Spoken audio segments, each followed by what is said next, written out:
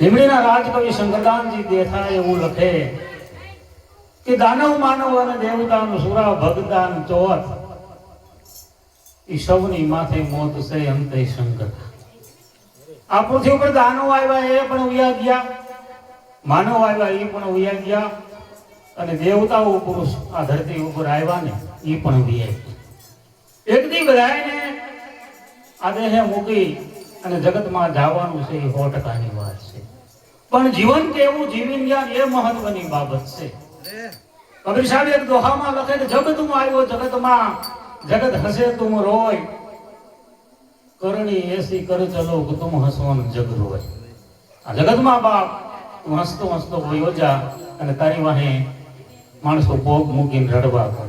આવું જીવન જીવીને વયા ગયા હોય ને બાપ એની જગતમાં કઈક નોંધ થાય. અને હકીકતમાં મનુષ્ય દેહ મળ્યો બાપ પરમાત્માનું ભજન કરવા માટે, ઈશ્વરનું સ્મરણ કરવા માટે અને સાચી વસ્તુની ઓળખાણ કરવા માટે. તુલસીદાસજી રામાયણમાં એવું લખે કે દેવતાઓ કરતા પણ દુર્લભ જો મળ્યો હોય તો મને તમને માનવ શરીર મળ્યું. કામ અહો ભાગ્ય મારા તમારે બડે ભાગ્ય માનવ સ્તન પાવા, બડે ભાગ માનવ સ્તન પાવા, સુરદલ્લભ ગ્રંથન હી ગાવા અને સાધન ધામ મોક્ષેત્ર દ્વારા. દેવતાઓ કરતા પણ દુર્લભ આ માનવ શરીર મળ્યું છે. અને આ નાભીથી ઉગડ્યો એ પ્રાણ પાછો નાભી આવ્યો કે ન આવ્યો એનું કઈ નક્કી નથી બા. અને ઈશ્વરદાસજી હરિરસમાં એવું લખે કે આયુષ નિર્દન અંજલિ વિદાભગત સુવાસો સુવાસ, પણ હરિ ભજન વિન જાત હે તારો ઔષધિ ઈશ્વરદાસ. એક એક ઘડી બાપ હરિના ભજન વિના, પરમાત્માના સ્મરણ વિના, સાચી વસ્તુની ઓળખાણ વિના મારી તમારી એ જે ઘડી ખાલી જાય છે બાપ. પણ એવો કોઈ સંત મળી જાય, એવો કોઈ મહાપુરુષ મળી જાય અને સરદાર બાપોએ કીધું કે મોંઘામાં મોંઘો મળ્યો. મોંઘો મનુષ્ય, મોંઘો શબ્દ વાપરે, મોંઘો મનુષ્ય ફરી ફરી મળે નહીં વારંવાર. ભાઈ તું ભજી લે ભગવાન. પરમાત્માનું સ્મરણ કરવા માટે અને જન્મ અને મરણની જે ભેં કરી ગઈ છે એ ભેમાંથી મુક્ત થવા માટે આ માનવ શરીર મળ્યું છે બાપ. પણ એવા કોઈ સંતો મળી જાય, એવા કોઈ મહાપુરુષ મળી જાય ને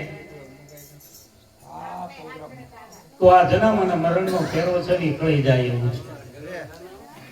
એટલે કબીર સાહેબની એક દોહો છે પ્રસિદ્ધ કે જા જગ મરને સે ડરે મેરે મન આનંદ, કબ મરું કબ પાઉં પૂર્ણ પરમાનંદ. અજ્ઞાની લોકોને ખબર નથી કે કયા પડ્યા પછી આ હંસલો ક્યાં હમાવાનો છે. અને મને સદગુરુ રામાનંદજી મળ્યા, એ ગુરુની કૃપાથી મને બાપ ખબર છે કે કયા પડ્યા પછી આ હંસલો છે સાહેબમાં હમાવાનો છે. એ મૃત્યુની ઘડી આવશે ને ત્યારે મારે આનંદનો દિવસ છે.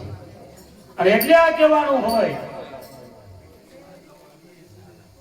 કે જા જગ મરને સે ડરે મેરે મન આનંદ.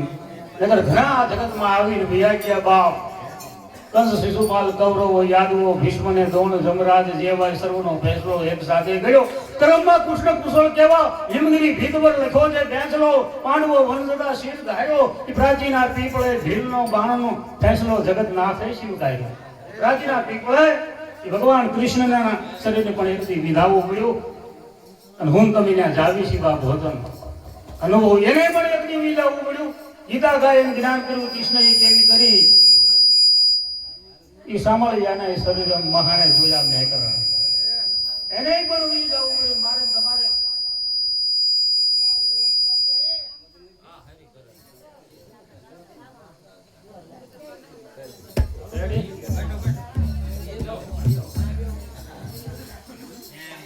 બે જણા બાજતા હોય એમાં આમ લાકડીઓ ક્યાંય હોય હમારની અને ઓછીમાં એક કે ઉભો રહી જાય.